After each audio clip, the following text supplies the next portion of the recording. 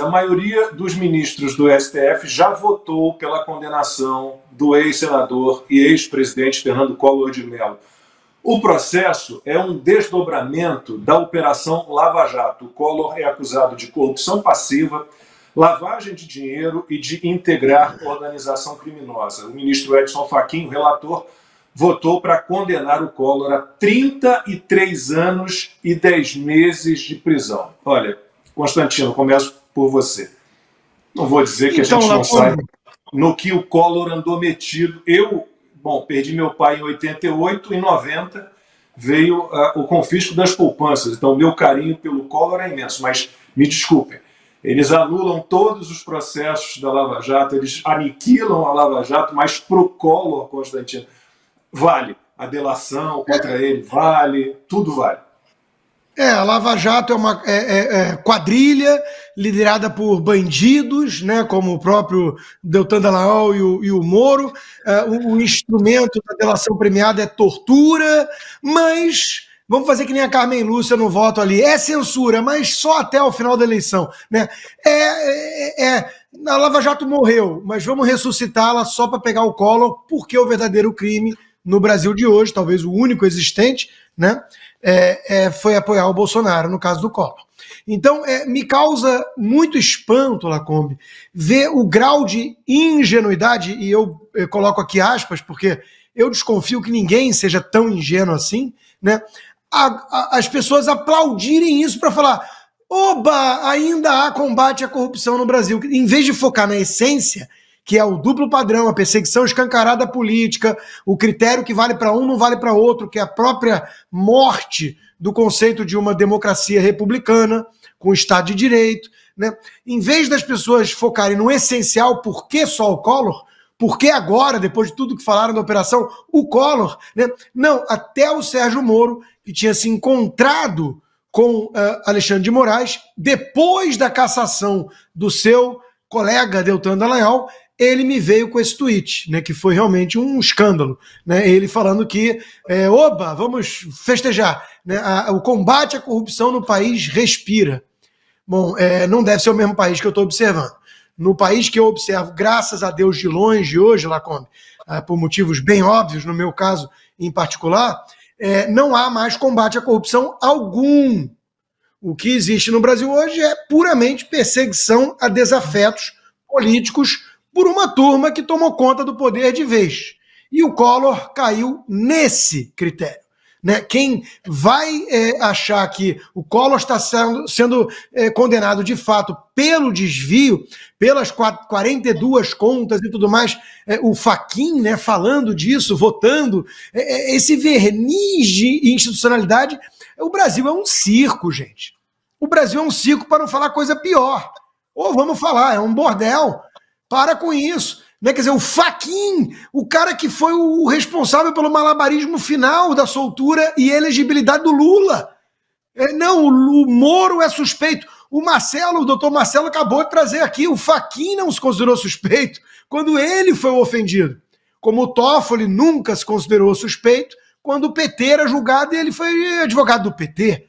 Então, o Brasil não tem nada que remeta a direito, a lei, a Estado de Direito. O Brasil é isso aí, gente. O Brasil é isso aí. Vamos pegar esse cara aqui, porque esse cara aqui ficou muito animadinho apoiando o Bolsonaro. Vamos mostrar para ele quem é que manda nessa bagunça.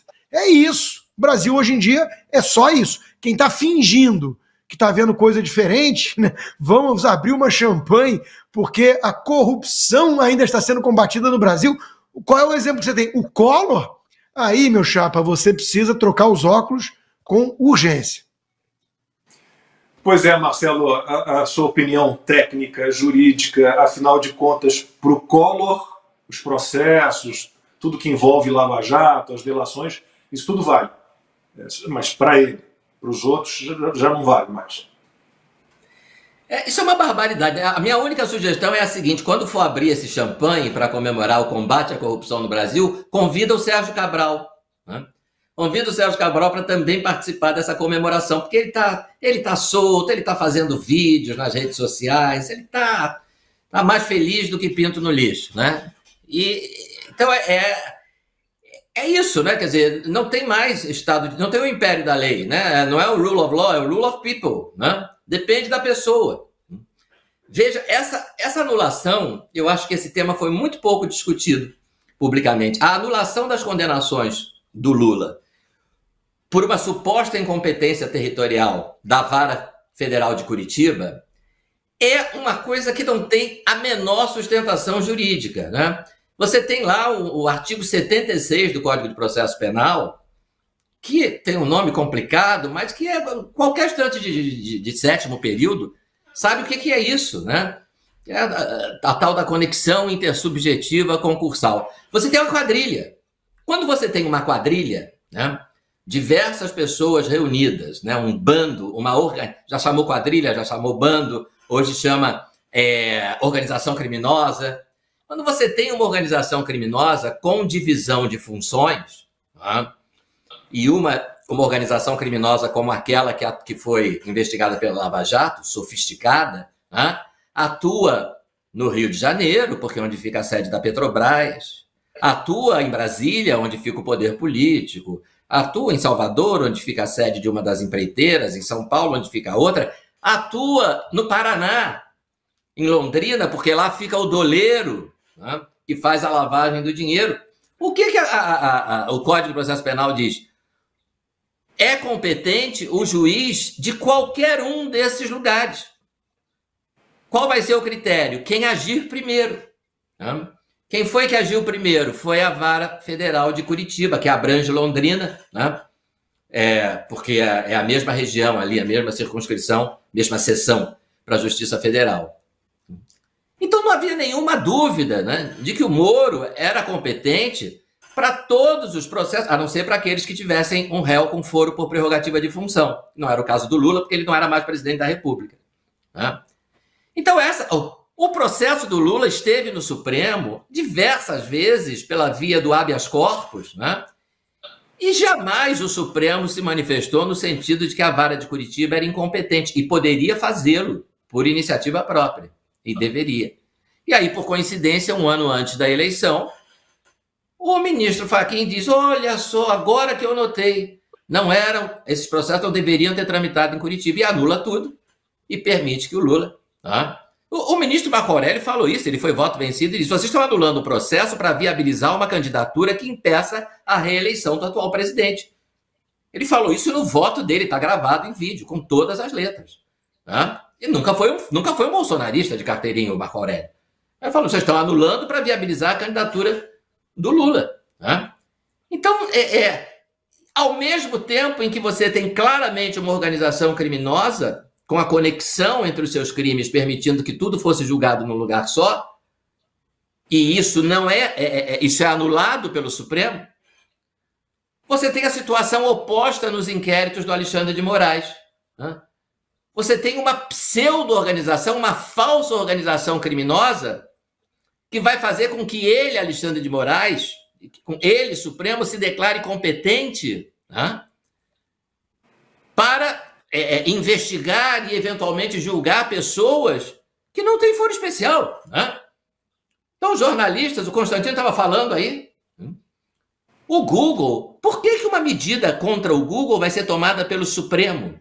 O Supremo é a última instância da justiça brasileira. Se você tem alguma reclamação com o Google, você ajuiza um processo perante um juiz de primeira instância. Né? Então, há claramente um duplo padrão. Qual é o que caracteriza essa organização criminosa que justificaria a competência do Supremo para todo mundo, nesse inquérito do fim do mundo, no inquérito das organizações antidemocráticas? É simplesmente o fato de que todo mundo tem a mesma tendência, a mesma visão política. Né? Então, por que eles formam uma organização criminosa? Porque todos eles apoiam o Bolsonaro, porque todos eles votaram no Bolsonaro. Então é ridículo. Né? Quer dizer, onde você tem uma organização criminosa claramente caracterizada, que é na Lava Jato, ela é desconsiderada para que o processo contra o Lula seja anulado por incompetência territorial. Não devia ter sido em Curitiba, devia ter sido em São Paulo, devia ter sido em Brasília. Quando o Código diz claramente, artigo 76, pode ser em qualquer lugar, é o juiz. Quem chegar primeiro leva, quem chegou primeiro foi o Sérgio Moro. Ao mesmo tempo, no Supremo, você tem gente que nunca poderia estar sendo julgada pelo Supremo, nunca poderia ter mandado de prisão expedido pelo Supremo, Não, mas eles são todos da mesma organização criminosa, e nessa organização criminosa tem meia dúzia de deputados federais que têm foro privilegiado no Supremo. Portanto, nós do Supremo vamos julgar todo mundo, vamos prender todo mundo, vamos investigar todo mundo. Acabou, né? Acabou. Não tem mais o que dizer. Costa. Eu tenho lugar de fala e é muito bom o Marcelo lembrar do caso do Sérgio Cabral, que virou blogueirinho, né, fazendo vídeo fitness e tudo, né? Ele tá livre, leve e solto com as redes sociais dele. Eu não tenho as minhas. Criei uma nova conta de Twitter que já foi censurada. Vamos falar, se eu não me engano, rapidinho, mas já adiantando, eu tô sofrendo censura prévia. Eu agora crio o vídeo da minha live, ela já é bloqueada no YouTube, né, por decisão judicial, antes de eu abrir o que eu vou falar. Então, eu estou sendo tratado que nem marginal bandido pelo Supremo. E eu não tenho foro privilegiado, não sei que diabos eu estou fazendo lá. Aliás, não tem nenhuma acusação formal, só que eu sou extremista. Mas o Sérgio Cabral está solto. Então, me dá licença só de não engolir muito bem quando o Moro vem fazer média com essa turma e falar que o combate à corrupção respira. O Moro está de palhaçada para cima de mim e do Brasil.